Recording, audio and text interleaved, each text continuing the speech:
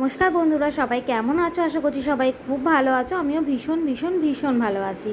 তবে আজকে অনেকটা ভালোর সঙ্গে সঙ্গে অনেকটা খারাপ নিয়েও ব্লগটা স্টার্ট করছি, কারণ বকখালিতে আজকে আমাদের শেষ দিন। মানে আজকে শেষ দিন না, আমি যেদিনকে ভিডিওটা করেছিলাম সেদিন শেষ দিন ছিল, তো সেটাই শেয়ার করছি তোমাদের সঙ্গে।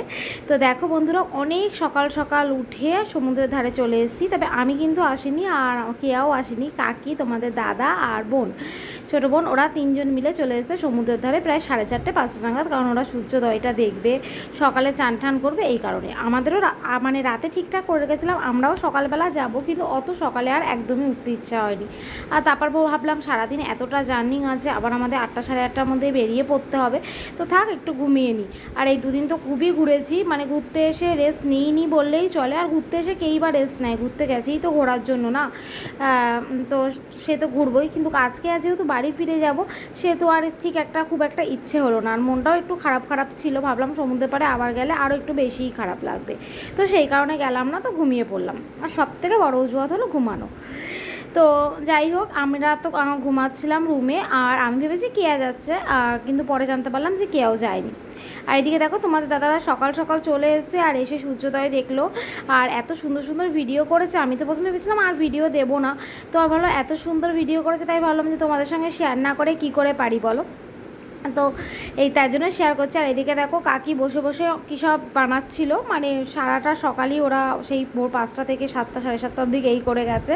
কাকি এইসব নানা রকম জিনিস বানাচ্ছিল। আর এদিকে পুকু আর তোমার দাদা অনেক অনেক ফটো ভিডিও আর সমুদ্রে চান করা, মানে পুরোপুরি এনজয় করে গেছে, খুব ভালো এনজয় করেছে। পরে যখন আমি ভিডিওগুলো দেখছিলাম, আর সূর্যোদয়টা এত সুন্দর লাগছিলো, তখন আমি ভাবছিলাম কেন যে আমি গেলাম না, না ঘুমালে কী বা হতো।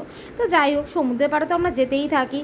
আবার কিছুদিন পরেই আমাদের দীঘা যাওয়ার প্ল্যান আছে, তো বছরে 2-3বার আমরা তো সমুদ্রে যাই, এই জন্য খুব একটাও আবার আফসোস নেই।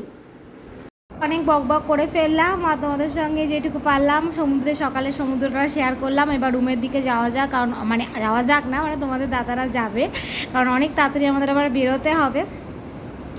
আর আমাদের প্রায় মনে হয় 9:30-10টা নাগাদ এরকম সময় আমাদের ট্রেন আছে, তো এখন যদি না যায় তো অনেকটা লেট হয়ে যাবে।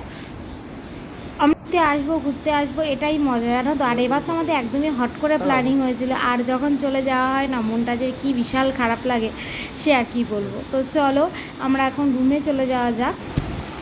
গুড মর্নিং, এখন সকাল 8:45। আমরা চেক আউট করবো 9টার সময়, কারণ আমাদের টোটো চলে আসবে কিছুক্ষণের মধ্যেই, আমরা বেরিয়ে যাব। আজকে আমাদের শেষ দিন। আমাদের 10টা 20-তে নামখানা থেকে শিয়ালদা ট্রেন রয়েছে। এই যে রেয়া পুরো রেডি, আমরা জাস্ট কিছুক্ষণের ভেতরেই বেরিয়ে পড়ব। আপাতত বকখালি ট্যুর এ পর্যন্ত শেষ হচ্ছে, আর কবে আসা হবে এখানে যে জানা নেই। তবে যারা একটু নিলিবিলি পছন্দ করে, যে সমুদ্রকে গভীরভাবে এনজয় করতে চায়, তাদের জন্য বকখালি একদম পারফেক্ট। বকখালি দীঘার মতো কোলাহলপূর্ণ নয়, অনেকটাই বেশি নিলিবিলি, আর এখানে খরচাটাও অনেকটাই কম। খাওয়া দাওয়া, ঘোরাফেরা, সব কিছু জিনিসপত্র যথেষ্ট কম। এখানে আরামসে আপনি চাইলে 1 থেকে 2 দিন ট্রিপটি চালাতে পারেন। আর এইদিকে আমরা রেডি হয়ে বেরিয়েও পড়েছি, এবং বরফ গলা জল ঠান্ডা ঠান্ডা খেতে শুরু করেছি। আর এইভাবেই আমাদের ভিডিওটা শেষ করলাম। কেমন লাগলো অবশ্যই জানিও। টাটা।